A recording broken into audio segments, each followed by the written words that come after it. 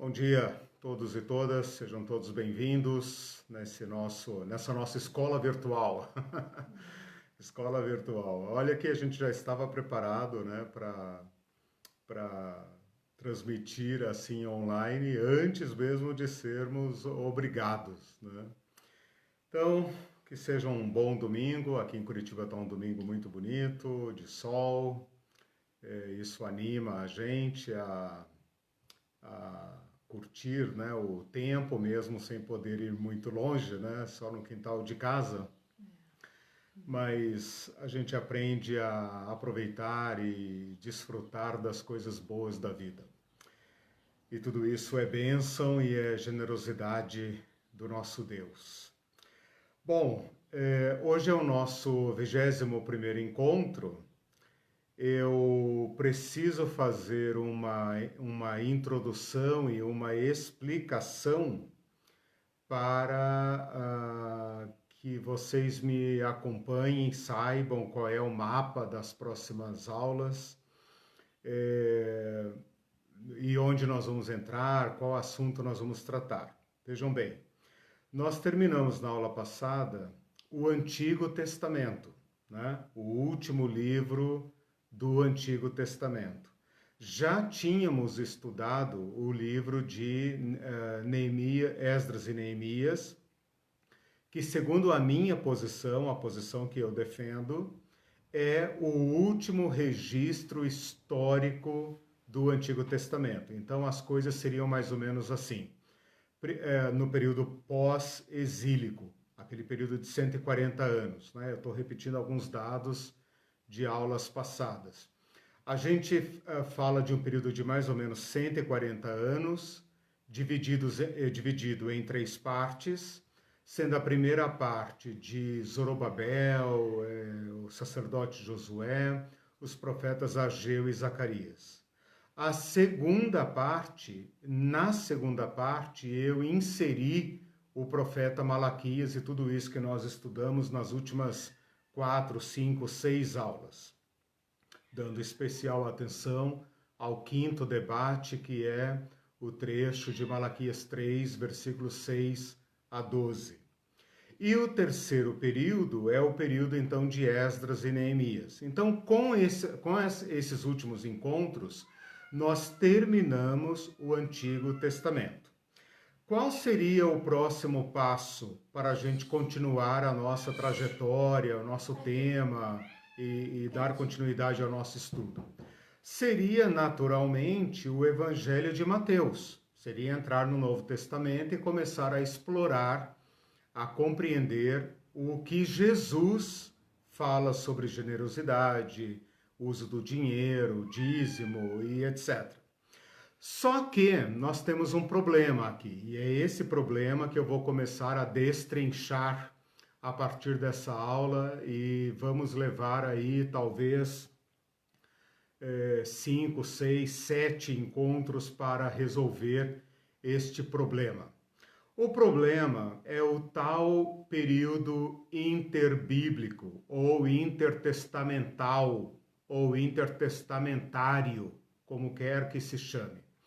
Esse período é um período de 400 anos, supostamente. Ele é calculado por consenso em torno de 400 anos.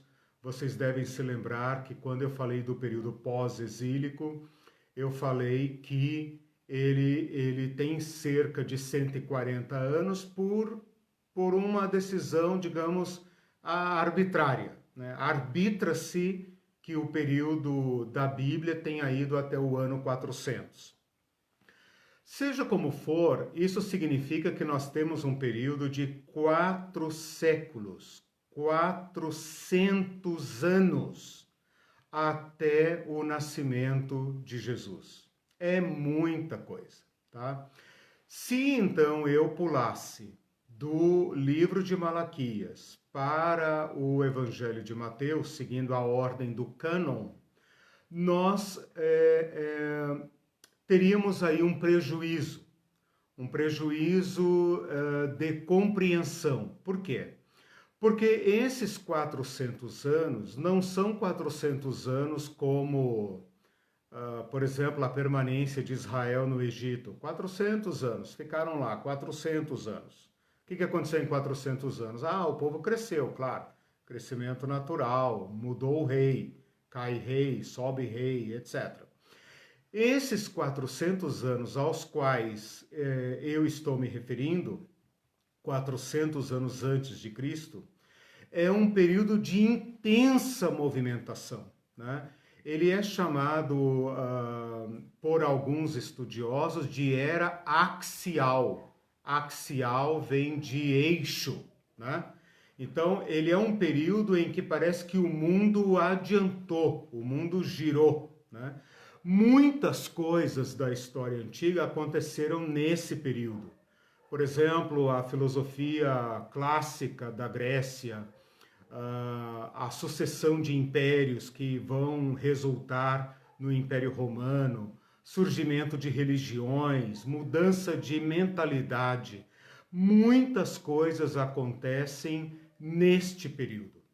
Então, esta é uma justificativa do porquê nós temos que estudar esse período para rastrear, não propriamente, não primeiramente os eventos históricos do período, mas a nossa temática.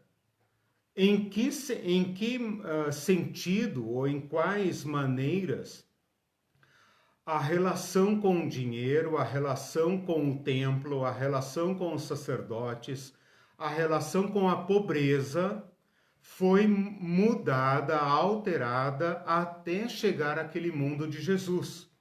Porque é em face deste mundo, desta configuração cultural, social, religiosa, política e econômica que Jesus prega, né? Então, Jesus não está atuando ou vivendo ou pregando, condenando ou salvando, aprovando ou reprovando o povo de Malaquias.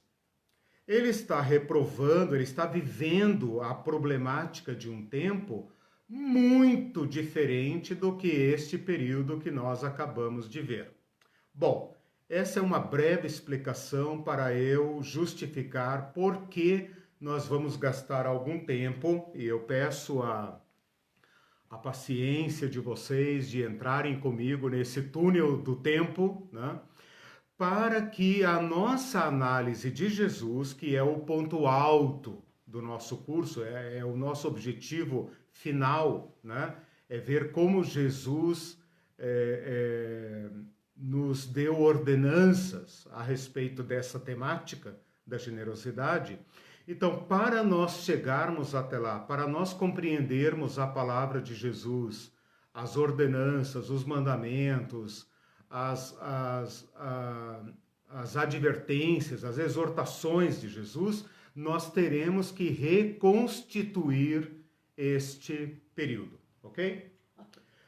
Agora eu vou explicar então de onde nós vamos tirar material, porque a nossa Bíblia, a Bíblia protestante, evangélica, a Bíblia que a maioria de nós tem em mãos, é uma Bíblia que pula de Malaquias para Mateus, né? Eu me lembro, meu pai, nos anos mais antigos, né, nos anos 70, por aí, meu pai se converteu ao protestantismo, né? Não era bem lá um católico, era um católico nominal, como grande parte da população brasileira, mas quando ele resolveu seguir uma religião, digamos assim, ele se converteu a uma igreja evangélica. E, lógico, começou a ler a Bíblia, e amava muito a Bíblia, né? Eu herdei esse gosto dele.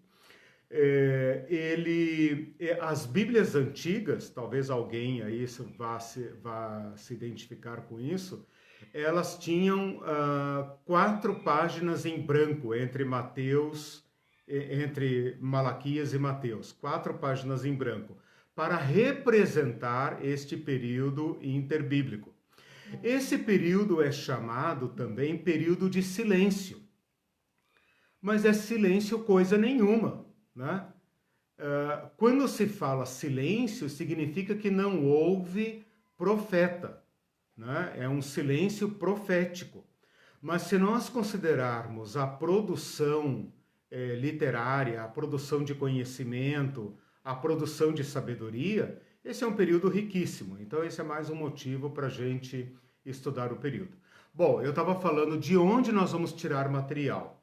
Esse período de 400 anos é um período de pouco material histórico confiável, né?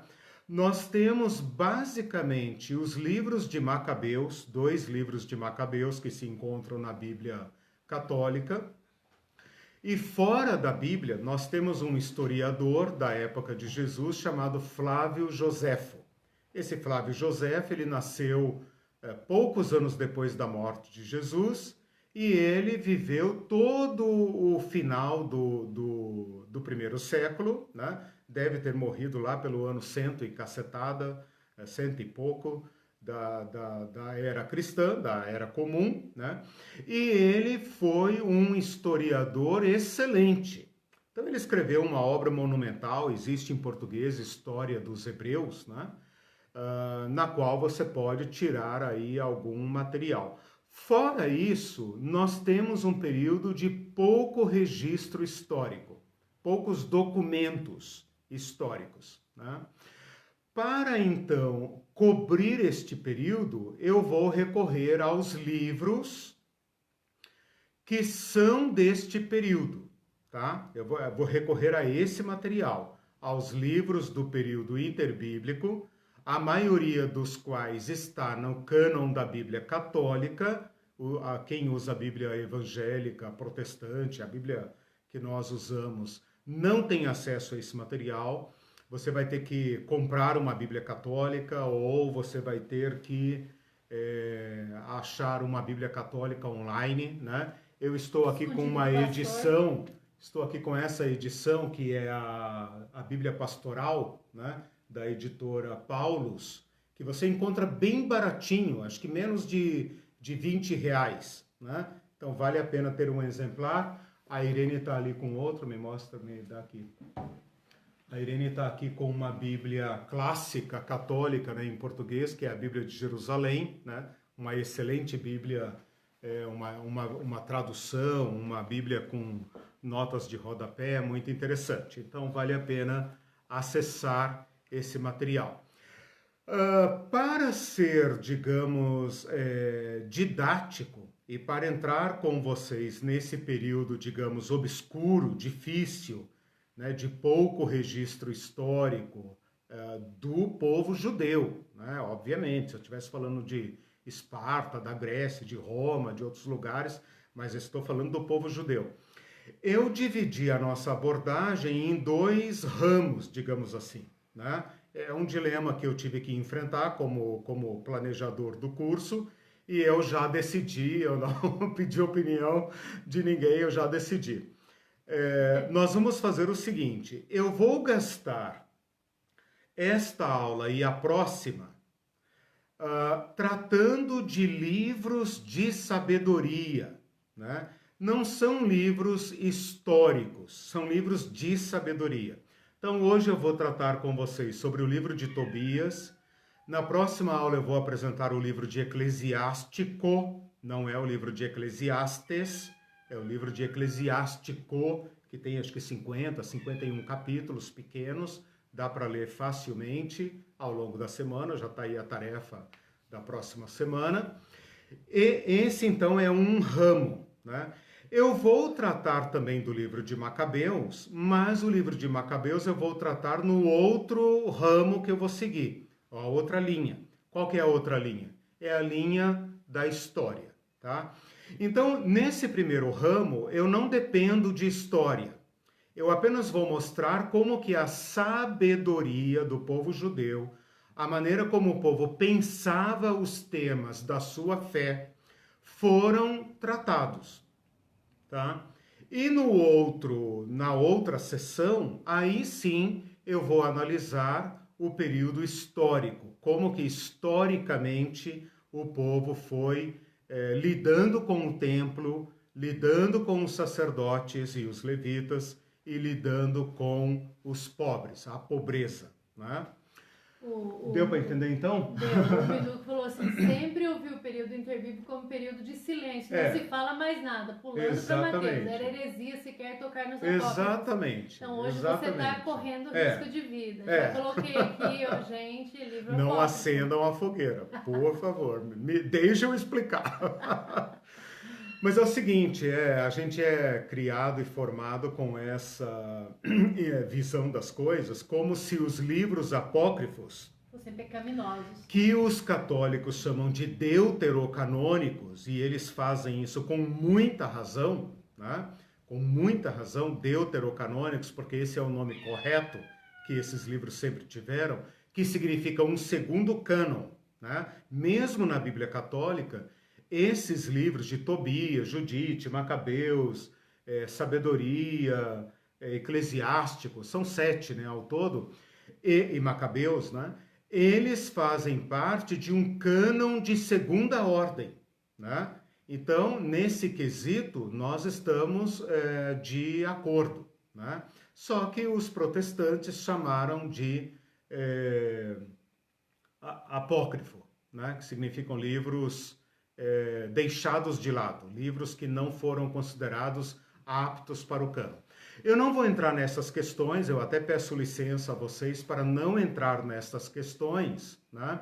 Podem me perguntar ali no chat, eu respondo depois, podem perguntar ao longo da semana, eu estou sempre olhando a página, estou cuidando dela, mas eu peço licença a vocês então para entrar neste período, não para dar aula sobre o período interbíblico como um todo, embora eu vá usá-lo, né? Mas para seguir o nosso fio vermelho, ou seja, o nosso tema, né? E eu estou preparado para não me desviar nem para a direita nem para a esquerda, um pouco mais para a esquerda e tal, mas não tanto para seguir a nossa temática, senão a gente se perde, né? Eu vou usar as informações do período interbíblico apenas para situar no tempo e no espaço a nossa temática, ok? Certo. Então são duas linhas, tá? Uma, digamos, filosófica, em que eu vou falar da sabedoria do povo judeu, como eles pensavam esses temas, e outra histórica, tá? A filosófica eu vou me ater à aula de hoje e à próxima, tá? Que reflete mais o pensamento dos judeus, o pensamento deles, tá? E a outra parte é uma parte histórica, tá? Aí eu falo mais sobre o período interbíblico e tal. Porque os livros que eu vou tratar agora nesse ramo filosófico, né, de sabedoria, eu não dependo tanto de contexto histórico, né? Mas mais para frente eu vou explicando isso. Bom, eu vou ler então, vou abordar com vocês agora o livro de Tobias. O livro de Tobias na Bíblia Católica, ele vem logo depois do livro de Neemias. Ele está entre Neemias e Judite, né? E depois vem Esther. Então, na nossa Bíblia protestante, ele está entre Neemias e Esther, né? A Neemias eu tratei, Esther não tratei, porque é uma história que ocorre fora do âmbito judeu. Então, ali está o livro de Tobias. Esse livro foi escrito por volta do ano 200. Então, olha onde que nós vamos historicamente. Eu falei para vocês de um período de 400 anos, né? Esse livro está bem no meio deste período interbíblico. Então, nós já avançamos para dentro do período interbíblico 200 anos, tá? Nesse período, a Palestina, o gato de crente não quer que eu fale sobre livro apócrifo, né? Tá agitado isso hoje. Calma, rapaz. Viu? Nesse período, a Palestina está sob o domínio dos reinos sucessores de Alexandre. Então, o reino sucessor de Alexandre vai ficar dividido em 4 partes. Dessas 4 partes nos interessam 2, nós vamos tratar isso na parte histórica, e essas 2 partes, uma tem sede no Egito e a outra tem sede em Antioquia, na Síria, tá? Nesse período, o povo judeu está entre uma e outra. Ele está bem no ano e na fase em que eles estão passando do domínio do Egito para o domínio da Síria, tá? Então eles são assim meio que um joguete na mão dos impérios. E isso significa para o povo judeu uma grande pressão, um grande sofrimento, porque eles estão sendo jogados de um lado para o outro e isso cria, digamos, uma grande comoção, uma grande agitação nas instituições do povo judeu, no templo, no sacerdócio, na economia, porque eles têm que pagar muitos impostos e tal. Então, esse é o período em que o livro provavelmente foi escrito, tá? O livro, a matéria do livro, o conteúdo do livro é certamente uma ficção. Então, ele é uma novela. Ele é uma novela que tenha o objetivo de fortalecer a confiança do povo judeu em Yahvé. Então, em suma, o que o livro de Tobias quer retratar é a seguinte: olha, nós estamos sofrendo grande pressão dos nossos inimigos, dos nossos dominadores. A gente cede, o quanto nós podemos ceder, nós estamos sendo obrigados a isso, obrigados àquilo, constrangidos a não fazer isso, a não fazer aquilo. Então, o autor do livro de Tobias, que nós não sabemos quem é, escreveu um livro baseado em personagens antigos, ele cria personagens antigos, tá? E retrata como esses personagens antigos foram fiéis a Yahvé e por isso Deus os abençoou, tá? Então ele é, a meu ver, e ao ver da maioria dos estudiosos, inclusive estudiosos católicos, né? Nós não precisamos pensar nesses personagens como personagens históricos, ou seja, existiu um homem, Tobias, filho de um tal Tobite. Não precisamos entrar nesse mérito. Quer dizer, o livro não tem a intenção de ser um registro histórico. Ele não depende de ser histórico. Ele não retrata a época do Tobias, então. Calma. Okay. Calma. O seu conteúdo, o seu material não depende de ser histórico, né? Talvez vocês vão ficar meio chocados, mas, por exemplo, essa discussão existe em torno do livro de Jó. Muita gente acha que o homem Jó não existiu, que ele é uma novela de sabedoria, né? Porque, existindo ou não existindo Jó, aquele drama humano é real e a discussão em torno dele é real, né? Eu, particularmente, acredito que Jó foi um homem real, que viveu um drama real e em cima do seu drama se elaborou aquele livro de sabedoria.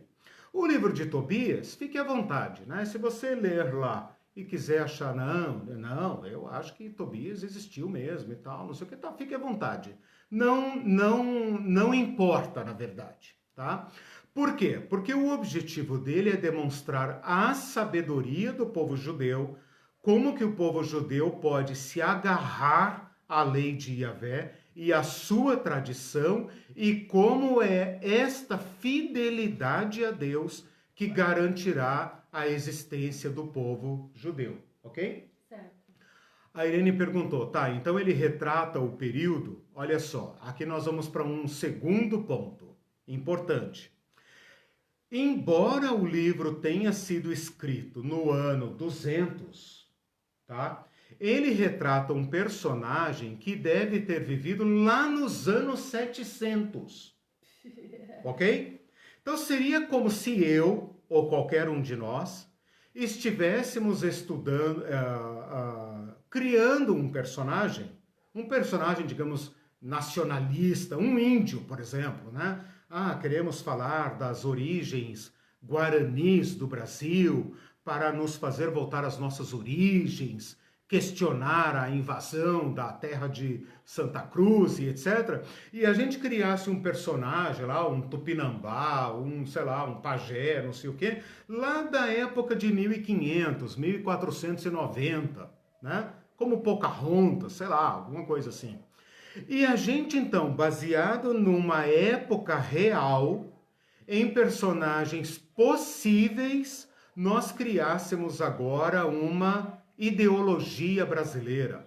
Acho que mais ou menos como José de Alencar, desculpa se eu falar alguma besteira agora, José de Alencar, que escreveu Iracema, se alguém me corrigir, por favor, né?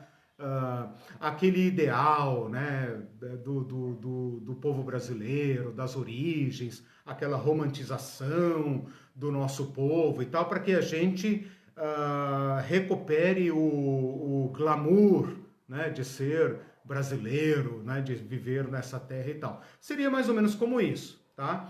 Então, para nosso objetivo, esse livro não tem valor histórico. Por quê? Porque ele retrata um período de 400 a 500 anos antes da escrita do livro. Então, eu estou fazendo uma separação entre o livro e o personagem do livro. O livro chama Tobias e o personagem principal chama Tobit, tá? Tobit, e o filho dele chama Tobias. Se você não lê o livro, depois você lê lá, porque eu não vou ter tempo de contar a historinha, né? Então, esse livro, para nós hoje, na altura em que nós estamos e para os interesses do nosso tema, não tem importância histórica, mas tem importância filosófica. Por quê? Porque ele vai retratar nas suas sessões de sabedoria, de conselhos, de pregação, de oração e de exemplo, ele vai retratar a sabedoria do povo judeu e como o povo judeu pensava o tema da generosidade. Então veja, o personagem é lá dos anos 700, é lá da época do primeiro exílio, porque nos anos 700 e bolinha, o reino do norte, o reino de Israel, foi levado cativo, né? Deu origem depois aos samaritanos. O reino de Judá sobreviveu durante algum tempo, isso está nas aulas aí anteriores, tá? Tem uma aula especificamente sobre o reino do norte, em que eu falo de Amós, eu falo de Oséias, tá? Achem essa aula lá se tiverem dúvida. Então, esse reino do norte caiu nessa época.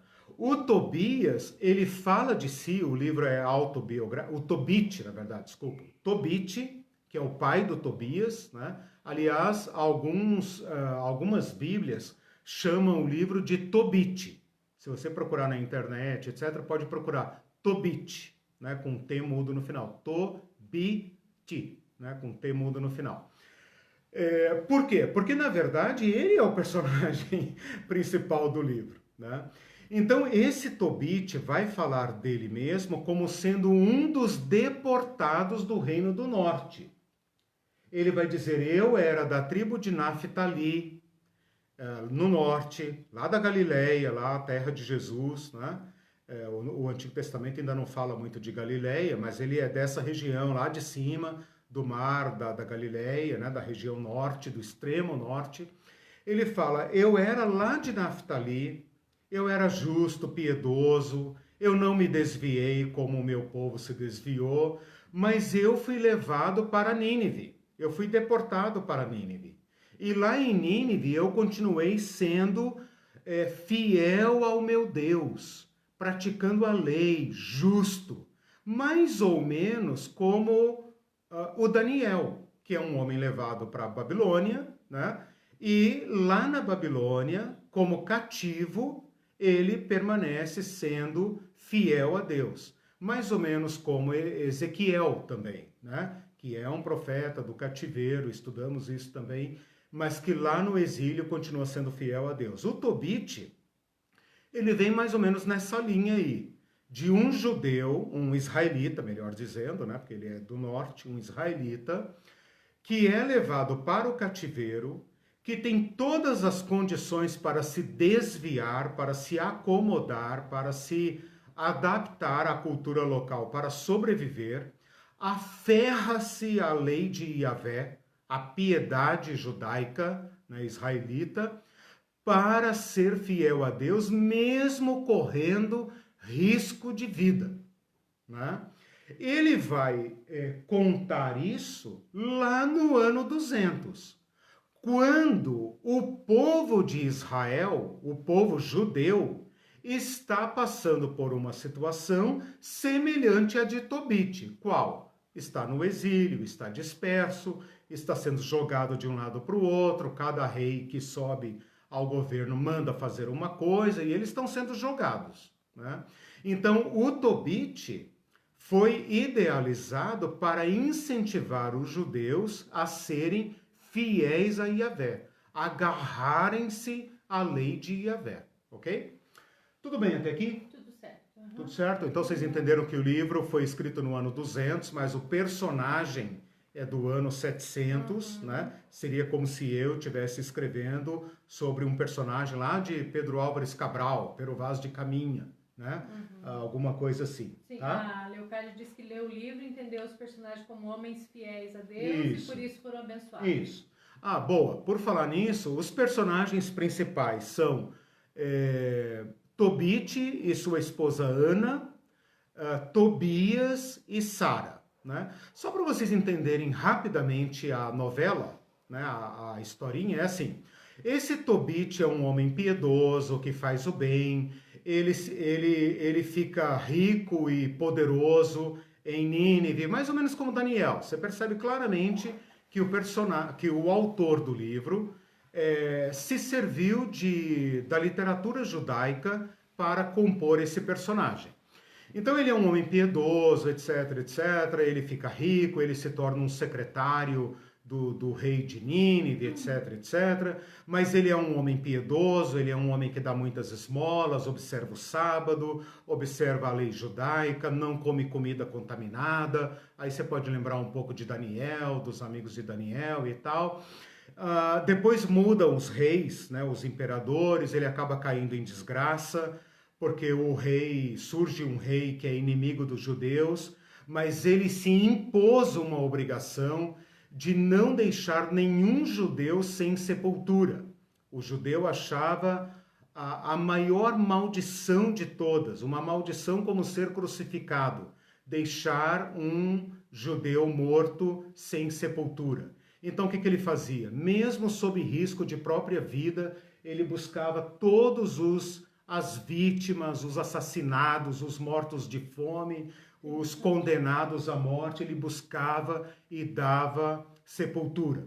E isso despertou uma inimizade mortal contra ele, ele teve que fugir, perdeu tudo, etc, etc.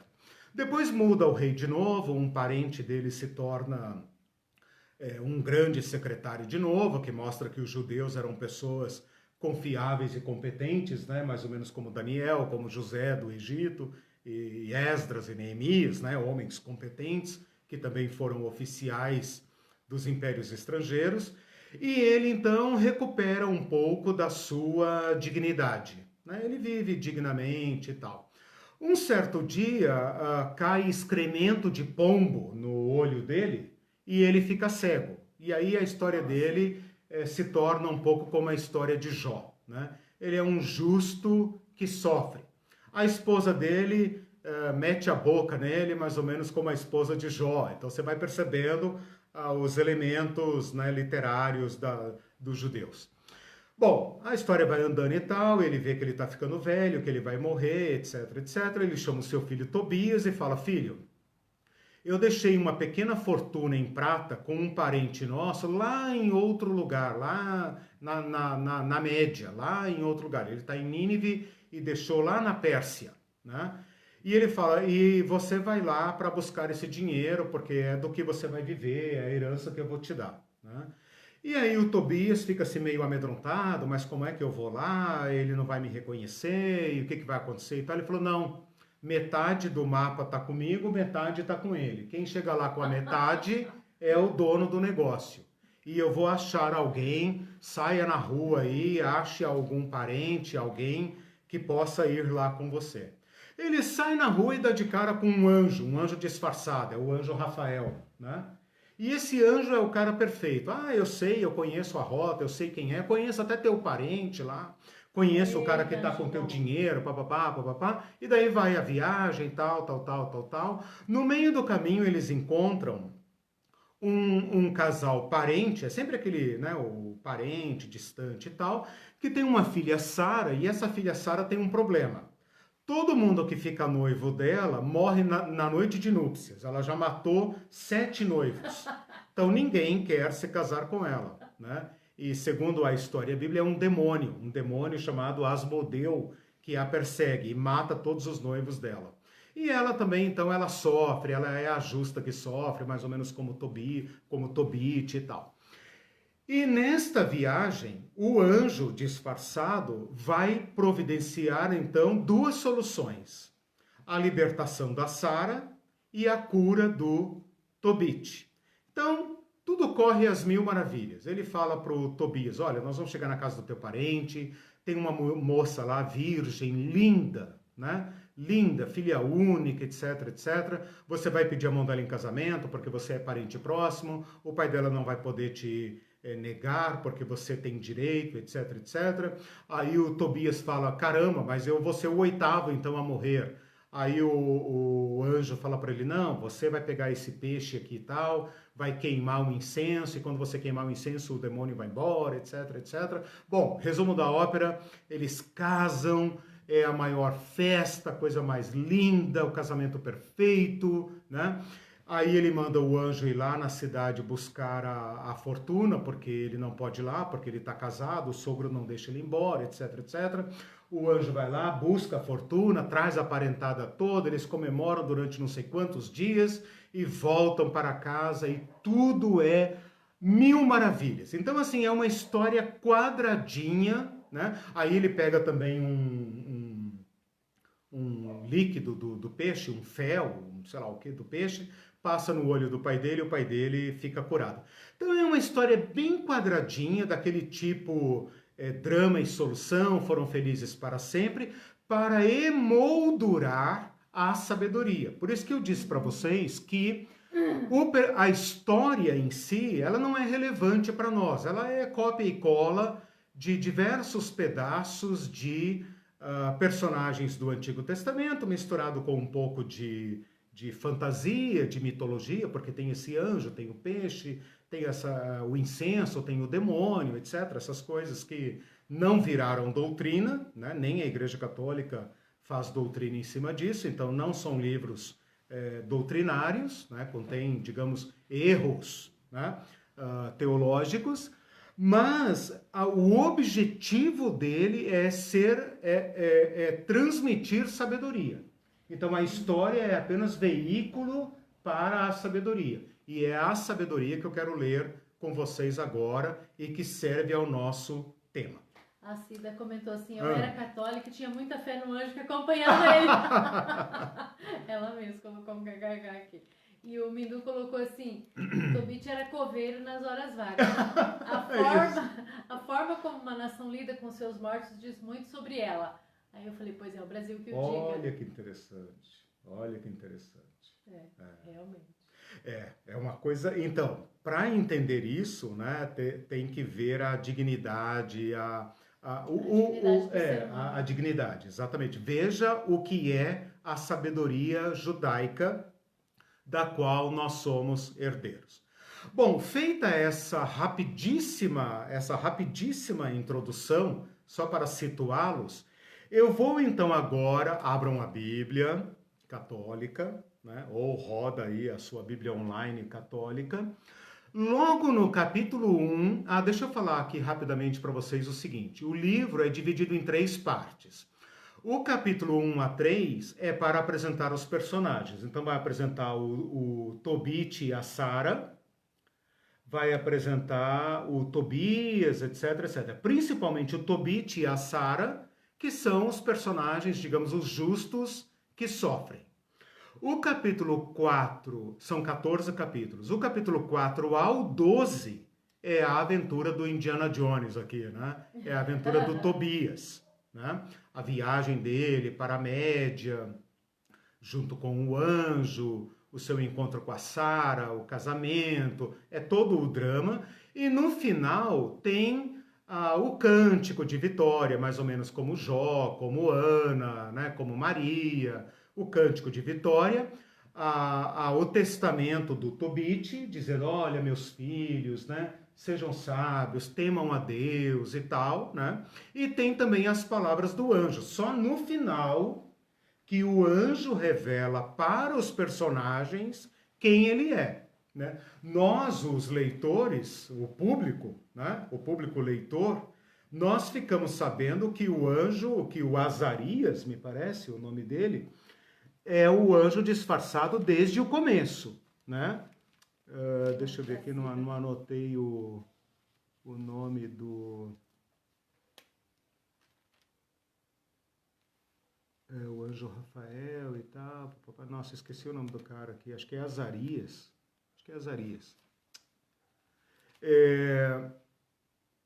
Nós já sabemos desde o começo, né? O público, os personagens é que vão saber depois. Mais ou menos como Jó também, né? Que nós sabemos desde o começo porque que ele está sofrendo. Ele não sabe, né? E nem fica sabendo, né? Então, são artifícios literários, ok? Ok, Vê se descobre para mim o nome disfarçado, o pseudônimo do anjo. Como é que chama o nome... Como é que os terroristas faziam lá? O codinome, né? O nome de guerra. Quem leu pode estudar. Eu acho que é Azarias, eu acho. O Israel está perguntando se os poéticos da Bíblia não católica podem ser comparados a Tobias. Não, né? Os poéticos da Bíblia. Os livros poéticos da Bíblia? Não, porque os livros poéticos... Bom, tem o caso de Jó, né? Porque os poéticos da nossa Bíblia é Salmos, Provérbios, Eclesiastes, Cantares. Mas tem né? valor histórico e também. tem o... Que foram escritos para a época, né? Sim, não, valor histórico sim, mas eles não são livros de narrativa histórica, né? O único... Bom, se eu entendi bem, o problema está em torno de Jó, que é um livro poético, mas com moldura histórica, né? Moldura histórica. Os livros da Bíblia Católica não são poéticos. O Tobias, a Judite, o Macabeus estão na seção de históricos, né? Poéticos. Não, porque ele é um livro histórico, né?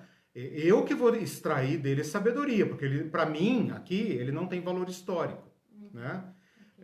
Mas livros poéticos da Bíblia Católica que nós não temos, acho que são dois, né? Que é o Sabedoria de Salomão e o Eclesiástico, né? Eu vou analisar apenas o Eclesiástico, porque o de Sabedoria não trata do nosso tema, então não vou entrar nele.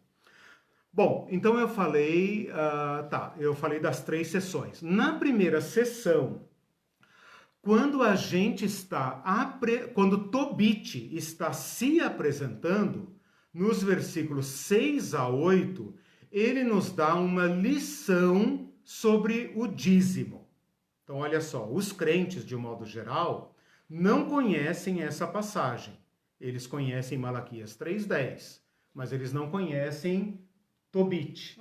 Tobit, capítulo 1, versículos 6 a 8. Sobre o anjo, o nome é Rafael. Você queria saber o codinome. Isso, o codinome. Eu acho que é Azarias, se não me engano. Aqui só Rafael. Mas se você folhear aí capítulo 5 e tal, você vai ver, porque o anjo vai com ele, é só passar o nome ali. A Isamira diz que anjo está muito atual. Exatamente. Boa. Olha só, vou ler então dos versículos 6 a 8. Ele está falando da sua piedade, como ele era um homem piedoso, mais ou menos como Jó, né? Muitas vezes eu era o único a ir em peregrinação a Jerusalém por causa das festas, a fim de cumprir a lei perpétua que obriga todo Israel. Ele está dizendo, eu morava lá no norte, ninguém ia, meus parentes seguiam o bezerro de ouro do Jeroboão, mas eu ia a Jerusalém, sempre. Eu corria a Jerusalém com os primeiros frutos da lavoura e as primeiras crias dos animais, com o dízimo do gado e a primeira lã das ovelhas. e as entregava aos sacerdotes, filhos de Arão, para o altar, aos levitas que estavam exercendo função em Jerusalém. Eu entregava o dízimo do trigo, do vinho, do óleo, das romãs, dos figos e das frutas. Nos 6 anos consecutivos, eu converti o segundo dízimo em dinheiro e o gastava a cada ano em Jerusalém. O terceiro dízimo eu dava para os órfãos, as viúvas e os estrangeiros convertidos que viviam com os israelitas, e o dava a eles de 3 em 3 anos. Então nós comíamos juntos conforme a lei de Moisés. Veja, o Tobit aqui é pintado como o israelita, o judeu ideal, né? Ele demonstra compreensão da lei na sua prática ideal. Lembrem que nós lemos em Malaquias, vocês se desviaram desde o começo. Vocês se desviaram dos meus estatutos, vocês me roubam desde o começo, né? E nós analisamos ao longo dessa nossa caminhada que a palavra dízimo some da história de Israel, né? E ela só vai aparecer em reformas religiosas. E vocês também devem saber, devem se lembrar e devem saber que o reino do norte, o reino de Israel, se desviou desde o começo, desde Jeroboão, né? E não mais ia a Jerusalém, a não ser os piedosos. Tobit é retratado entre esses piedosos. Ele fala, eu era o único a ir em peregrinação a Jerusalém, para seguir a lei que obriga todo Israel. Ou seja, eu não me desviei. Eu ia a Jerusalém e olhe aqui a fidelidade e a lealdade dele, cumprindo rigorosamente a lei. Eu até ousaria dizer que quem escreveu esta parte é um escriba que havia acabado de ler Levítico, Números e Deuteronômio. Porque ele cita os dízimos aqui, os 3 dízimos, literalmente, exatamente como a lei manda. O primeiro dízimo, um dízimo para o sacerdote, para o templo, né? Para o templo, para o sacerdote, para o levita. Um segundo dízimo que ele comia perante o Senhor em Jerusalém. E um terceiro dízimo que era dado aos pobres, aos órfãos, às viúvas e aos estrangeiros. Então é um cara perfeito. É o judeu que tem a lei diante dos seus olhos, tem a lei gravada no coração, né? O que isso daqui nos interessa? Nos interessa pelo seguinte: significa dizer que lá no ano 200, lá no período interbíblico, é assim que os escribas, os mestres, os piedosos entendiam a lei. E é assim que eles deveriam viver. Nós vamos ver depois no outro tronco, no tronco histórico, que o templo nesta época estava largado para as cobras, porque logo depois virá a Revolução dos Macabeus. Leia também Macabeus, né? E existe então uma corrente, um grupo, uma escola filosófica, digamos assim, filosófico-religiosa, que requer a observância rigorosa da lei.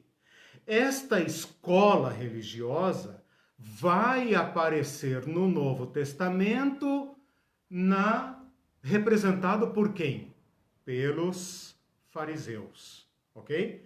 Então, os fariseus do Novo Testamento são herdeiros diretos desta escola piedosa, deste povo que está estudando a lei item por item para descobrir como eles devem cumprir. No período interbíblico, Lembra que nós estamos no período interbíblico, 400 anos. Estamos no meio dele, no ano 200, tá? O povo de Israel está disperso, a elite sacerdotal está corrompida, como nós vimos no livro de Malaquias, e o judeu está sendo pressionado a abandonar sua lei. E ele está numa situação crítica. Então, em reação a esta situação, surge esse povo que vai estudar a lei criteriosamente e vai perseguir o seguinte ideal: a única forma de sobreviver é agarrar a lei de Moisés. Tudo isso nos aconteceu porque nós abandonamos a lei de Moisés. Tudo isso está nos acontecendo porque nós abandonamos a lei de Moisés. Nós devemos então estudar a lei, revirar a lei, achar as particularidades da lei, onde nós estamos errando, qual dízimo nós não estamos dando. E então os professores, os escribas, os doutores da lei começam a investigar. Por isso é que não tem livros canônicos nesse período. Não tem livro canônico, mas não tem silêncio, meus irmãos e irmãs. Tem uma intensa produção de material literário em cima dos livros canônicos para descobrir por que é que o reino de Deus não vem. Agora, deem um pulinho comigo no Novo Testamento. Aqueles fariseus que nós gostamos de tacar pedra, eles são o suprassumo dessa escola. Eles querem seguir a lei, rangendo os dentes e se tornando ultra religiosos para trazer o reino de Deus. Mas o reino de Deus não veio por esta busca. Vai vir por outra busca, por um doidão chamado Jesus, que não guarda o sábado, não lava a mão, come hortelã, endro, cominho, trigo sem dar dízimo. Então é por isso que nós estamos estudando o livro de Tobit.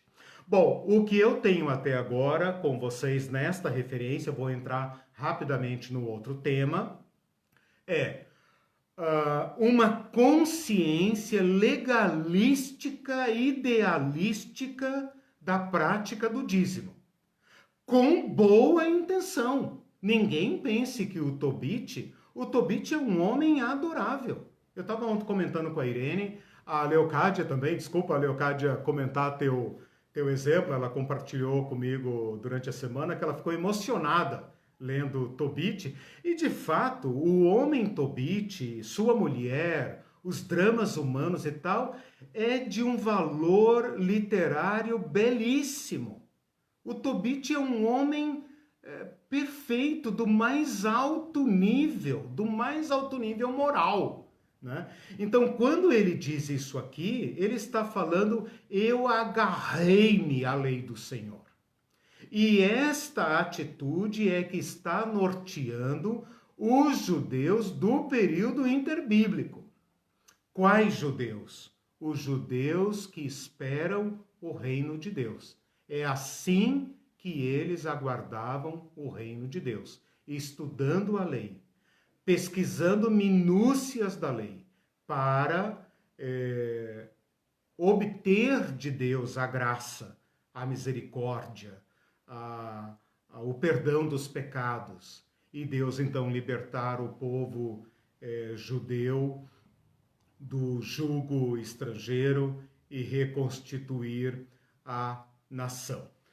É importante pensar que logo depois, isso nós vamos ver na outra sessão, na sessão histórica, logo depois essa pressão vai atingir o nível máximo. Esta opressão contra os judeus vai atingir o nível máximo, né? e vai estourar a Revolução Macabeia.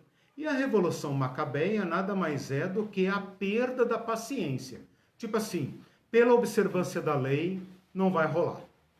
Pela observância da lei, não vai rolar. Aliás, se nós guardarmos o sábado, nossos inimigos nos atacam no sábado e nos matam. Então, eles pegam em armas. E na época de Jesus, essa escola filosófica, política, militar, também existe. O Novo Testamento não fala dela, né? Chama de ladrões e salteadores, mas ela está no pedaço, né? Quando chegarmos lá, eu vou falar isso para vocês. Veja aí se tem alguma pergunta e tal, porque eu quero entrar na parte da esmola, que é uma inovação. O Antigo Testamento não fala em esmola. E eu quero entrar com vocês agora nessa literatura. O Israel brincou, falou, mas não era o trízimo do anjo, Valdomiro? E o Celso disse, está mostrando aqui a semelhança com o livro de Jó. Sim. Mulher de Tobit, onde estão as tuas esmolas? Sim. Onde estão as tuas obras? Todos sabem o que isso te acarretou. Tobias 2,14. Mulher de Jó, persistes ainda em tua integridade, amaldiçoa Deus e morre de uma vez. Jó 2,9. Ele mostrou a semelhança.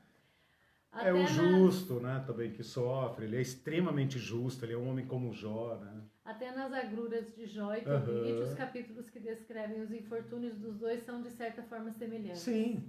Isso demonstra, Celso e demais, isso demonstra o seguinte, que o autor do livro de Tobias, tem a riqueza literária do judeu em mente, é fácil para ele, né? E como eu disse para vocês, é uma historinha, é um enredo simples, né? É um enredo simples, inspirado, né? Aqui tem partes de Abraão, de José, de Daniel, de Jó. O Tobit encarna o judeu justo, né? Então tem todos os ingredientes. A mulher dele, a Ana, ela fica desesperada por causa do filho, ela faz um papel meio parecido com Sara também, né? Parecido com a mulher de Jó, com certeza, né? Bem observado. O Israel fez mais um comentário, um personagem como proposta pedagógica. Não mostra exatamente que naquele período a consciência geral era de total ruptura com a lei do próprio judaísmo. Não mostra. Não mostra. Isso, exato. Mostra que quando pressionados para se helenizarem, ou seja, para se converterem à religião dos povos, sob pressão, o povo judeu reagiu, parte do povo judeu reagiu agarrando-se à lei. Lembra, o apóstolo Paulo era fariseu. O apóstolo Paulo fala, eu venho da escola mais severa da minha nação, da nossa religião, né? Então, este apego à lei, séculos depois, vai se tornar, digamos, uma seita, um modo de viver a lei, né? Então, eu estou querendo alinhavar aqui o surgimento, né, daquilo que nós vamos ver em estado maduro na época do Novo Testamento. E eles sofriam opressão também, né? Aqui? Sim. Então, esse é o meu dilema, né? Eu tenho que tratar da história do povo do período interbíblico sem ter dado a aula de história. Então, depois que eu testar com vocês minhas cobaias, eu vou ver se essa é a melhor forma de... Porque é a primeira vez que eu estou dando esse curso, né? Todo mundo tem a primeira vez, lembrando é a primeira que vez. Existe já um curso sobre isso, né? Na IBD Online. Não sei se o que do período interbíblico? Você não sei se está disponível. A gente pode ver e depois falar para eles. Ok. Bom, deixe-me falar agora um pouco sobre esmola. No capítulo 1 ainda, versículo 16 a 18, capítulo 1, ainda está falando do Tobit, da justiça do Tobit, né, um tipo de Jó.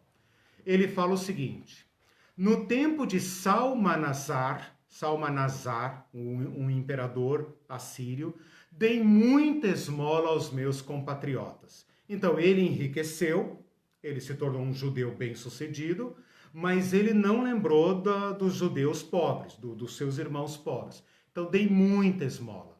Eu dava o meu próprio alimento para os que estavam com fome. Eu dava roupa aos que estavam mal vestidos. Isso faz lembrar alguma coisa do Novo Testamento lá? Jesus, quando vier, né, e tal. Você percebe claramente que Jesus e o autor de Mateus têm Tobit em mente, né? Tive fome, me deste de comer. Tive sede, me deste de beber, né? Então, eu dava o meu alimento a quem estava com fome, eu dava minha roupa aos que estavam mal vestidos, e quando via o cadáver de algum compatriota jogado fora das muralhas, olha aí a violência das muralhas de Nínive, eu o enterrava. Também sepultei aqueles que Senaqueribe, o imperador perverso que eu falei, matou. O Senaqueribe matou quando voltou da Judéia por ocasião do castigo que o rei do céu lhe deu por causa das blasfêmias que ele disse. Esse Senaqueribe é um imperador que tentou atacar o reino de Judá, porém Deus o feriu. Então Tobias aqui pega o outro lado, né? A outra câmera, a câmera da fuga do Senaqueribe, e fala: quando ele chegou lá em Nínive, ele matou muito judeu por causa de raiva, por raiva. Mas eu os enterrei. Eu recolhia os corpos às escondidas e os enterrava. Senaqueribe mandava procurá-los, mas não os encontrava. Então ele se tornou altamente piedoso. E por causa disso, ele foi perseguido e etc, e etc. No capítulo 2, versículos 1 a 5, ele já voltou para outro imperador. Então tem outro imperador, eu falei do Salmanasar, com quem ele trabalhou, falei do Senaqueribe, agora ele fala no tempo de Azaradom. No tempo de Azaradom, não quer dizer nada, é aramaico, tá? Azaradom, não é daí que vem a palavra azar, azar vem do árabe, tá? Não tem nada a ver. Azaradom, na época do Azaradom, um parente dele tem, digamos, um grande status no governo, e ele então pode voltar, ele é bem tratado, digamos assim. Ele é como alguém que empobreceu, mas que está sendo amparado pela família. Então, ele praticou a piedade com os seus parentes, agora seus parentes praticam misericórdia para com ele, dá a ele uma vida digna. Mas ele já está cego. Então, no capítulo 2, ainda falando da sua justiça, ele fala assim: era a festa de Pentecostes. E o filho dele, Tobias, tinha preparado uma refeição, uma festa. Olha a observância da lei aí. E ele senta na mesa e fala: filho, não vou comer. Vá primeiro procurar um dos nossos irmãos deportados de Nínive, algum pobre de coração fiel. Então ele fala para o seu filho: não vou comer. Tá tudo muito gostoso, muito bonito e tal, mas não vou comer. Traga um pobre dos nossos irmãos para comer conosco. Isso parece um pouco com o Evangelho, parece com Jesus, né?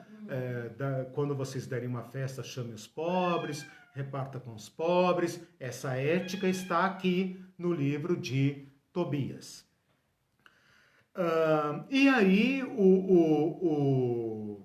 o filho sai para procurar um pobre e, na verdade, encontra um judeu que acabava de ser assassinado. Então ele fala: então, para mim, acabou a festa. Vai procurar esse, traz o corpo e guarda para a gente sepultar no nascer do sol e tal. Então aquilo que era uma festa de alegria, uma festa da colheita, se torna para ele amargura. Inclusive lá no texto, ele cita o profeta Amós. Ele cita o profeta Amós ele cita o profeta Amós, depois vocês leiam lá e tal, para a gente ganhar tempo. Ele cita o profeta Amós, que havia profetizado no Reino do Norte, né? Então, mais uma vez, a piedade dele. Quando ele vai mandar seu filho em viagem, no capítulo 4, versículos 7 a 11, no capítulo 4, versículos 7 a 11, ele vai dar conselhos ao seu filho. É mais ou menos como aquele patriarca que está para morrer, como Abraão fez, como Isaac, Jacó, aliás, Abraão não tanto, Isaac e Jacó, né, especialmente Moisés, aquele patriarca que reúne o povo para dar conselhos, dar a bênção, para recomendar. Ele chama o seu filho, ele fala: filho, olha, eu estou para morrer, né, e tal, mas eu deixei uma pequena fortuna para você. Então ele vai dar aqueles últimos conselhos para o seu filho. Então prestem atenção, versículos 7 a 11. Dê esmolas daquilo que você possui e não seja mesquinho. Se você vê um pobre, não desvie o rosto, e Deus não afastará seu rosto de você. Olha aí, Provérbios, a sabedoria hebraica. Que sua esmola seja proporcional aos bens que você possui. Se você tem muito, dê muito. Se você tem pouco, não tenha receio de dar conforme esse pouco. Assim você estará guardando um tesouro para o dia da necessidade. Parece com Jesus, parece com Salomão, Eclesiastes, né? Você estará fazendo de acordo com a necessidade. Pois a esmola livra da morte e não deixa cair nas trevas. Não deixa cair no Sheol, não deixa cair no inferno, né? É por isso que o livro de Tobias não está na Bíblia dos crentes, né? Esse é um dos motivos, porque isso é uma doutrina que nós não podemos esposar, né? A esmola livra da morte e não deixa cair no Sheol, não deixa cair nas trevas. Quem dá esmola apresenta uma boa oferta ao Altíssimo. Mais para frente, esmola, né? Já vou falar, deixa eu ler primeiro os textos, eu vou falar sobre esmola. Mais para frente, nessa mesma sessão, ele dá instruções de ordem social. Ele vai dizer: não atrase o pagamento de quem trabalha para você. Parece Provérbios, parece com Jesus, parece com Tiago, né? Pague sem demora e se você estiver sendo justo, Deus te recompensará. Reparta seu pão com quem tem fome e suas roupas com quem está nu. Parece com a justiça dele. Eu dei o exemplo. Faça como seu pai fez. Dê como esmola tudo que você tem de supérfluo e não seja mesquinho contra a acumulação. Dê como esmola tudo que você tem de supérfluo e não seja mesquinho. E mais para frente, eu apenas selecionei os textos principais, você pode ler todo o capítulo 4. Ele fala o seguinte: não tenha medo, meu filho, se nós ficamos pobres.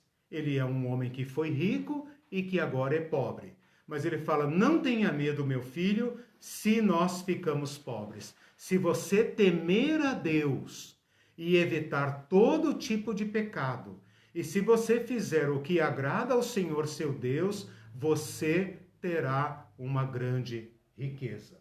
Então, a riqueza aqui, contra toda a teologia da prosperidade, é temer a Deus e ser generoso. Paulo vai dizer a mesma coisa no Novo Testamento, né? Grande fonte de lucro é a piedade com contentamento, né? Bom, lá no final do livro, o Tobit sobreviveu, foi curado, é mais ou menos como a história de Jó, né? Jó achava que ele ia morrer, apodrecido e tal, mas não, ele fica bom e tal. Isaac, Jacó achava que ia morrer de luto pelo seu filho, mas não, ele vai morrer velho e tal, papapá. Então, com o Tobit acontece a mesma coisa, né? Lá no final do livro, no capítulo 12, O Rafael, deixa eu ver aqui, o Rafael, o anjo, não é ainda a velhice do Tobit, o anjo fala para a família feliz. Então, a família feliz, o Tobit curado, o Tobias casado com a Sara, todo mundo feliz, maravilhoso e tal. O anjo está para se despedir, para ir embora, e ele dá conselhos à família, ainda sem dizer que ele é o anjo, tá? Não, desculpa, ele já está dizendo que é o anjo. Ele veio abençoar a família de Tobias e de Sara, porque Deus viu as obras de justiça praticadas por Tobit, mais ou menos como Jó de novo. Né? Eu vi as suas esmolas e tal, repartindo os bens e sepultando os indigentes. Então Deus aqui é retratado pelo anjo Rafael, como mais ou menos acontece com Daniel, né? Dizendo assim, olha, Deus viu como você é bom, como você dá esmolas, como você reparte os seus bens, como você sepulta os pobres, etc. E Deus então me mandou para te abençoar. E aí o anjo dá conselhos, ele fala, pratique o bem e não lhes acontecerá nenhuma desgraça. Vale mais a oração com jejum e esmola com justiça, vale mais a oração com jejum e a esmola com justiça do que a riqueza adquirida com a injustiça. É melhor praticar esmola do que acumular ouro. A esmola livra da morte e purifica de todo pecado. A esmola livra da morte e purifica de todo pecado. Então, o próprio Deus, por meio do anjo, autentica a justiça de Tobias. Né? Quem pratica esmola terá vida longa. Os pecadores e os injustos serão inimigos de si próprio. Então, aquela justiça que Tobias e Tobit vive e ensina para o Tobit, agora é homologada, legitimada, aprovada pelo próprio Deus. Mais ou menos como Deus fez com Jó. Né? A justiça de Jó é boa, a dos seus amigos não é boa, mas a justiça de Jó é boa. Né? Isso é comparado, né? Tem diversos elementos aqui com provérbios, com salmos, etc, etc. Então esses conselhos são colocados aqui na boca do anjo, né? E aí você lembra, por favor, que esse livro foi escrito no ano 200 e tudo que o anjo está falando, tudo que Tobit está falando é para a nação judaica. Tipo, não abandonem a lei. É melhor ser pobre e agarrado à lei do Senhor seu Deus, do que enriquecer aqui junto com os ímpios. Né? Esses que estão enriquecendo junto com os ímpios vão se ferrar. E vocês, pobres, é que vão ver o reino de Deus chegar. Parece com Jesus, parece com o Evangelho. Né? E por fim, agora sim, o Tobit velho, né, bem idoso já, feliz da vida, já com Tobias casado, dando o seu testamento para o Tobit e a Sara, ele fala, capítulo 14, versículo 8, agora, meus filhos, eu lhes recomendo, sirvam a Deus com sinceridade. Pensa no escriba falando com o judeuzinho lá do século II, né?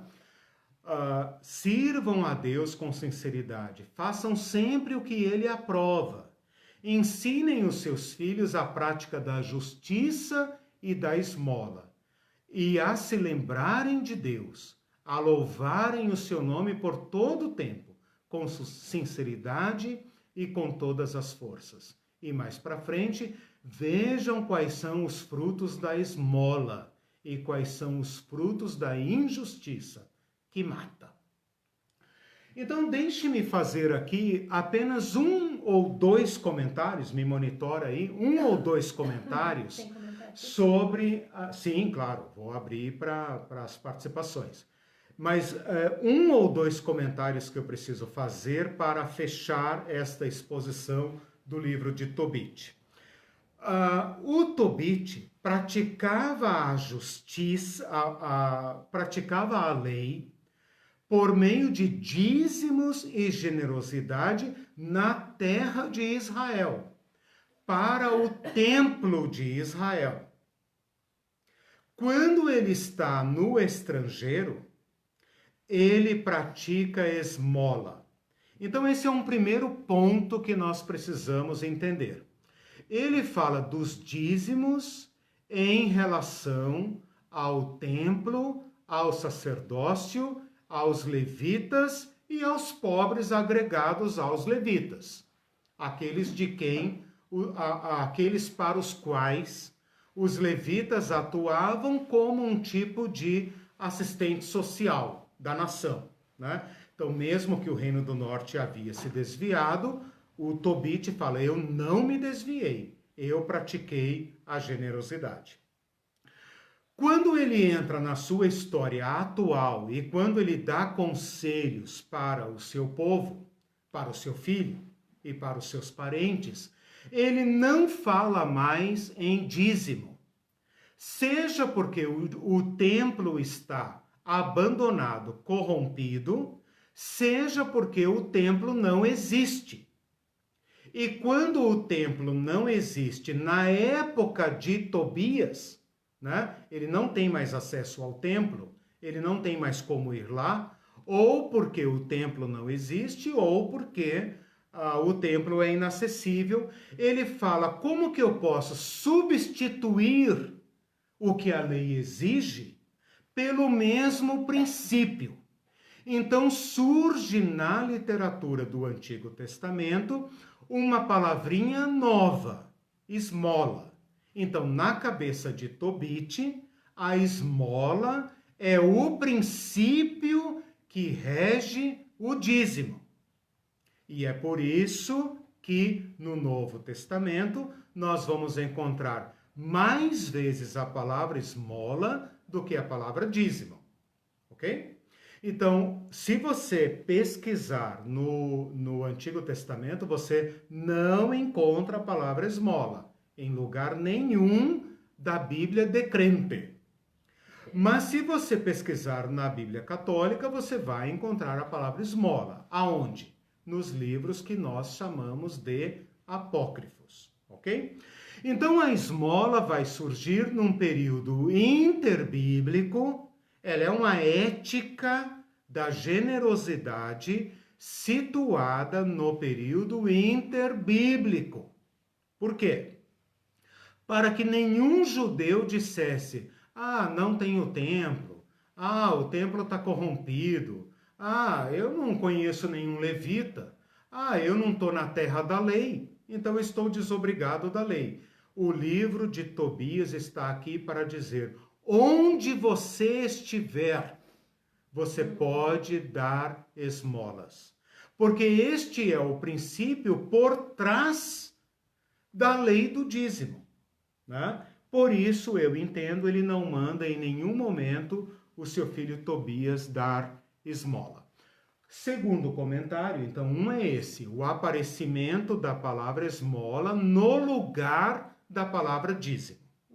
E o segundo, que para mim é o argumento principal e que vai mudar completamente o nosso conceito de esmola, é que para nós em português, de origem latina e até a origem grega, muda completamente o sentido da palavra esmola.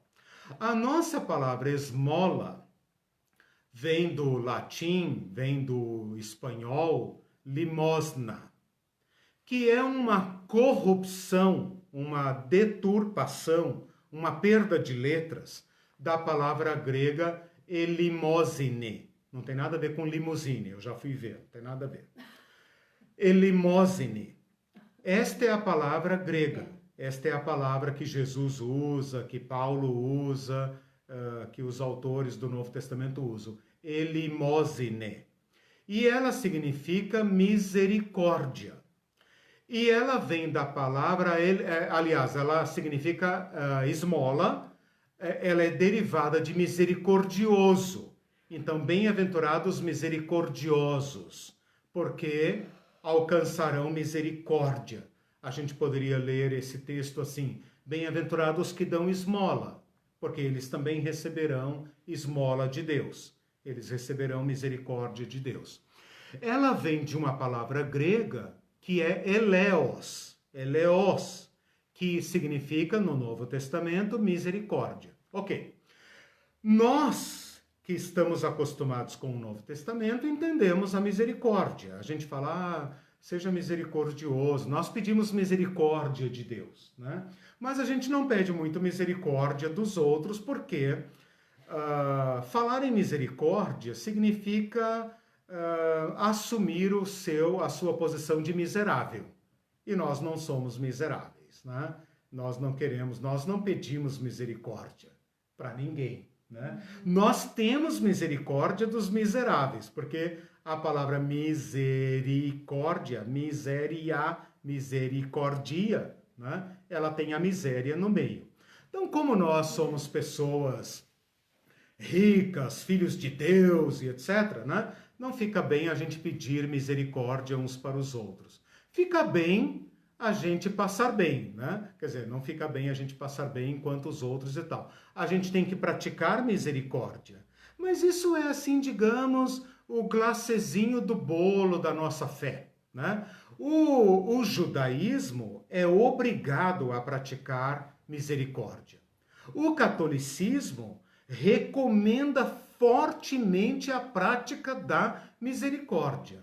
O islamismo é um dos 5 pontos da religião deles. Eu esqueci de pesquisar aqui a palavra, não me lembro, se alguém puder achar aí, é um dos 5 pontos, um dos 5 fundamentos da religião islâmica, o dar esmolas, né? É o Ramadã, é a confissão, é o jejum, etc. E o dar esmolas.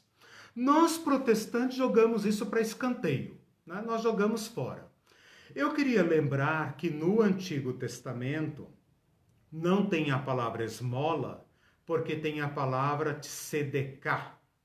Então, quando um judeu estendia a mão, quando um judeu do Novo Testamento ou do Antigo Testamento empobrece, ele pede tzedekah.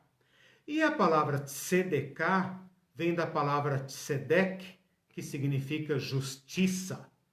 Então, um judeu não pede uma esmolinha, pelo amor de Deus, uma moedinha, pelo amor de Deus. Atende o pobre miserável, ele pede justiça. Então, quando um judeu empobrece, ele empobrece porque faltou justiça. E ele pede justiça. Ele clama por justiça. Então, um judeu pedindo justiça pelas ruas é um aguilhão na consciência de todo judeu, dizendo: vocês não estão praticando tzedekah. Vocês não estão sendo tzedekah, vocês não estão praticando tzedek. Então, é um clamor por justiça social, é um clamor pela repartição dos bens.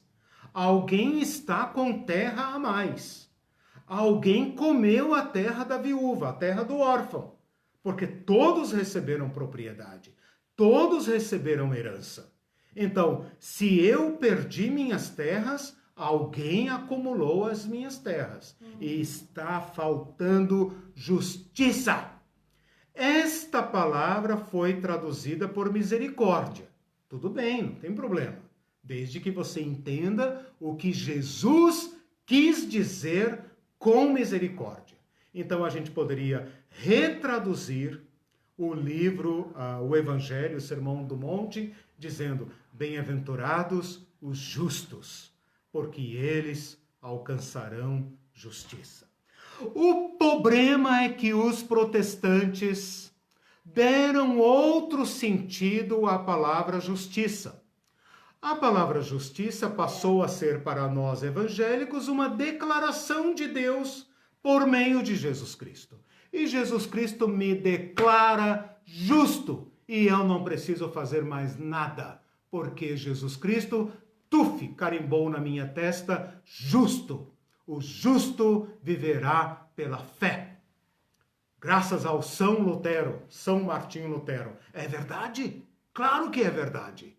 Mas isso só é verdade para que nós excedamos em justiça e em misericórdia. E não para que nós cruzemos nossos braços arrogantemente dizendo, eu sou justo. Pobre de vocês que têm que dar esmolas diante de Deus. Eu sou justo. Então eu coloquei aqui com a minha espada apócrifa, com a minha espada deuterocanônica, eu coloquei o machado à raiz da nossa fé protestante. E com isso eu encerro, dá licença, eu vou me retirar. Não, brincadeira, eu vou fazer os comentários. Mas isso é fundamental, entender a esmola no seu sentido original, que é o sentido do Tobias, que não falava grego. Não falava grego, né? O livro, provavelmente escrito em aramaico, se perdeu, só conhecemos a cópia grega, beleza, tudo bem, né? Mas na origem, o que Tobit está falando para o seu filho, e agora vai ficar claro quando ele fala, não tenha medo de empobrecer, não acumule, pratique justiça, pratique misericórdia. Ok. O Israel está perguntando aqui, essa piedade tão voltada para si mesmos não é confiável também não é condenável também para formar um caráter universal reto, mas a piedade nunca é voltada para si. Exato. Eu acho que essa explicação que eu dei agora do que é piedade responde a sua questão, mas meu irmão, você está coberto de razão. Por quê? Porque nós vivemos na época do individualismo total. E a nossa fé protestante nasceu no mesmo vaso do individualismo. As teses protestantes favorecem imensamente o individualismo. Porque eu posso ler a Bíblia sozinho. Eu sou justo sozinho. Eu não preciso olhar para o irmão ao lado, só se o pastor mandar, e aí a gente faz aquele ritualzinho, né, olha para o seu irmão do lado, etc, aquele sorrisinho amarelo aqui em Curitiba, né? A nossa fé protestante, ela resgatou a responsabilidade individual, mas ela exacerbou o individualismo. E isso nós temos que recuperar. Na fé judaico-cristã. Que os protestantes adoram falar que nós somos herdeiros da fé judaico-cristã, da tradição judaico-cristã. Então tá aí um fio para a gente resgatar. Nós queremos a justiça social, coletiva. Nós queremos que não haja pobres entre nós. Eu sei que a economia sempre vai gerar pobres, mas nós envidaremos todos os esforços para que não haja pobres entre nós. Essa fezinha protestante, da qual todos nós somos herdeiros, eu sou protestante, mas sou crítico do São Lutero e sou crítico da minha própria fé, né? Porque é Jesus Cristo que eu quero seguir e nós queremos seguir. Nós todos temos pobres no meio da igreja, ou seja, nós estamos tão desviados que nós não nos importamos com a pobreza social e também não nos importamos com a pobreza eclesial, ou seja, intereclesial dentro da igreja. A ética de Tobias aqui, eu não sei se vocês perceberam, ele fala assim, seja caridoso e generoso com os bons, com os piedosos. Até o estrangeiro, ele fala que com o estrangeiro é piedoso. Jesus vai chutar a última estaca da barraca do Tobias. Ele vai dizer, não, meu amigo, você vai ter que ser generoso com o inimigo, com o cara que te arranca a pele. Você vai dizer, olha, leva isso também, né? Então, você tem toda a razão, meu irmão. Nós temos que rever, porque esse joio foi plantado junto com o protestantismo. O mesmo berço teórico, filosófico, que deu a luz ao iluminismo, também deu a luz ao protestantismo, que é o humanismo renascentista. Tem vários comentários aqui. Sim, vamos lá. Meu Deus, agora até perdi de tantos comentários. Vai lendo, porque hoje eu mexi num tema muito novo, tá. né? Mas eu não vou duplicar essa aula, é só essa. A gente vai continuar falando de esmola, etc. Tem mais livro. Tem o Eclesiástico. O Eclesiástico. Então, o Guilherme Falcão disse: a piedade e compaixão que está faltando em igrejas da prosperidade também nos poderes da república, com o maior exemplo do Bozo. Só uma correção, não é só nas igrejas, aliás, as igrejas da prosperidade não são apenas as neopentecostais, né? O protestantismo como um todo está configurado de acordo com a nossa ideologia ocidental, né? E esta compaixão, né? Olha que interessante, né? O pastor Falcão tem falado muito sobre compaixão, tem me abençoado muito. A compaixão requer proximidade, né? A empatia, a compaixão, e ele tem razão. A falta de compaixão, a indiferença mortal se tornou política de governo. E as nossas igrejas se sentem em casa nesta política. Veja, o Tobias, aqui o Tobit, ele está representando o papel do cara que está na terra do estrangeiro e ele está extremamente perturbado. Porque para os assírios, para os babilônios, para os persas, dane-se a vida. Dane-se a vida. E ele está dizendo, não, não. Então espera-se de nós, igrejas cristãs, católicas, protestantes, evangélicas, pentecostais, que nós nos sintamos estranhíssimos, estrangeiros nesta política, horrorizados.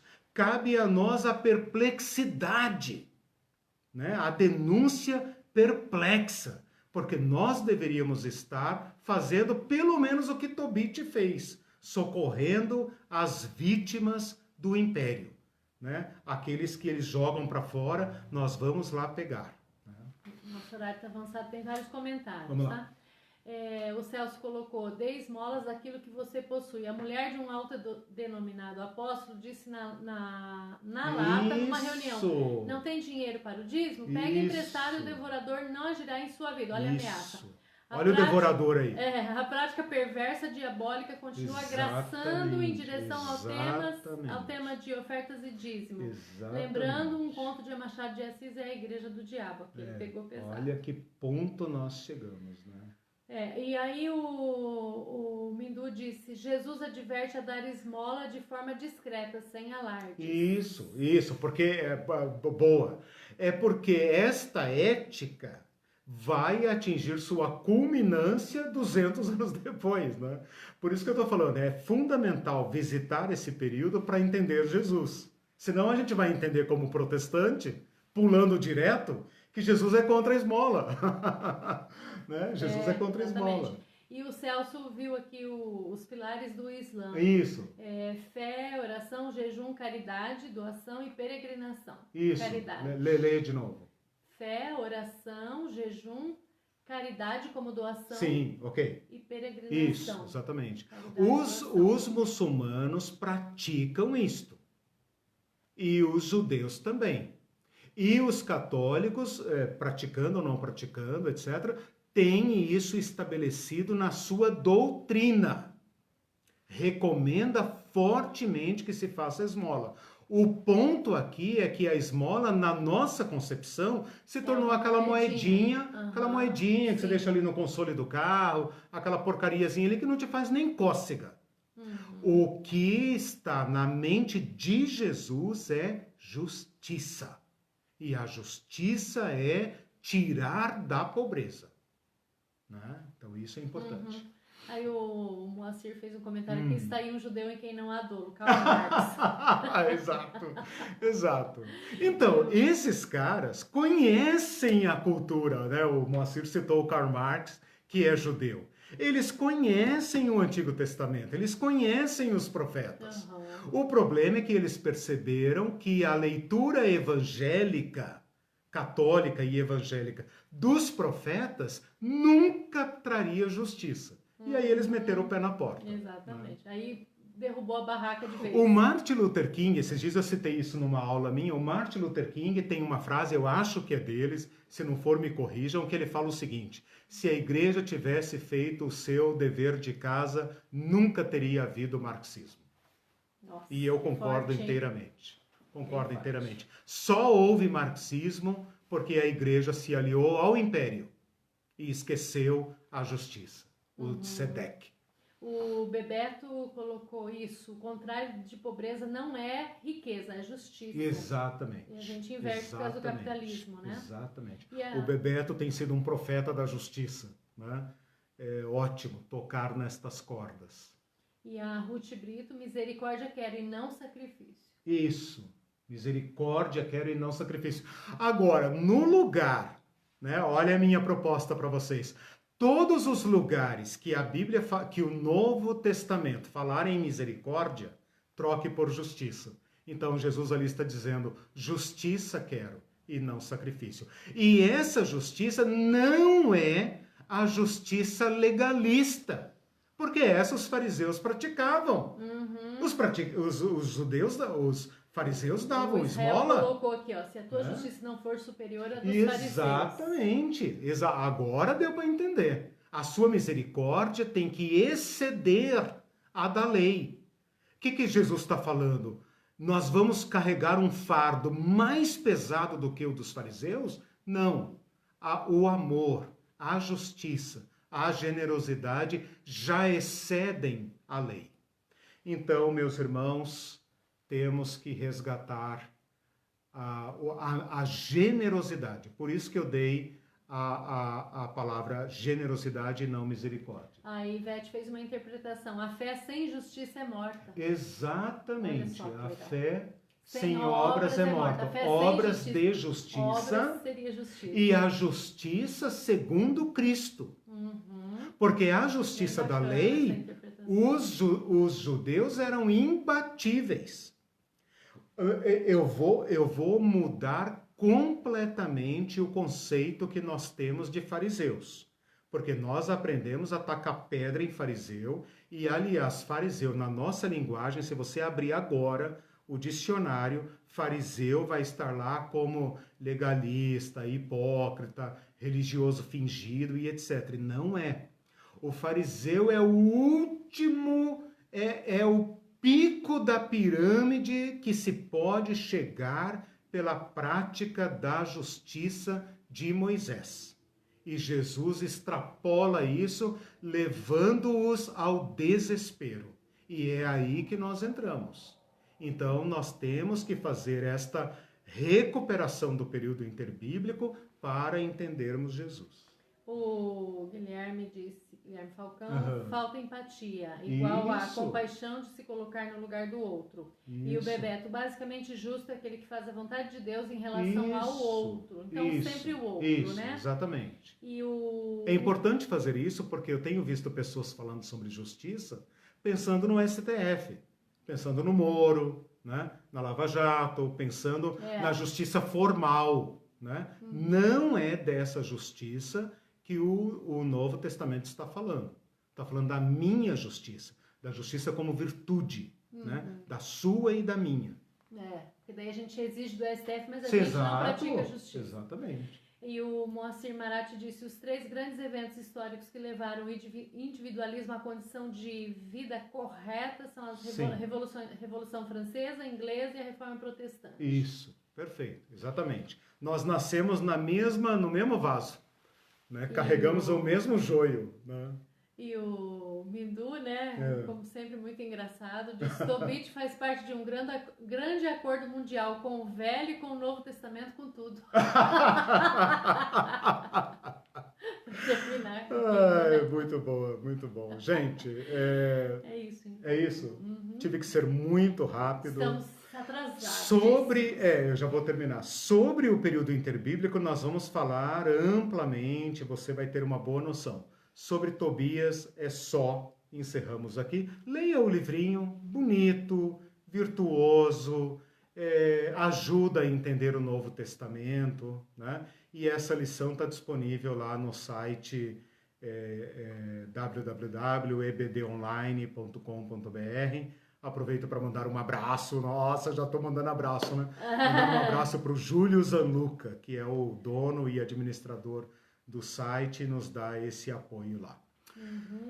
Fiquem todos com Deus, aprendam sobre justiça e generosidade. Tchau, pessoal. Deus Beijão. abençoe, boa semana. Tchau.